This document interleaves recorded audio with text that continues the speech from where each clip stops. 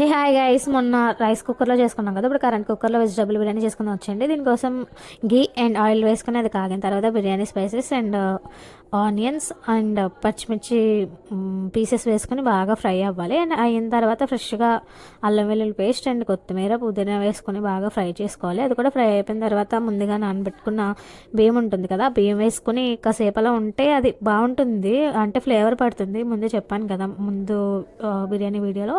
And దాంట్లోనే కొంచెం garam masala and సరిపడా ఉప్పు వేసుకొని మగ్గబెట్టుకోవాలి. అండ్ తర్వాత 1:2 రేషియోలో వాటర్ తీసుకోవాలి, మనం ఎంత రైస్ తీసుకుంటే అంత.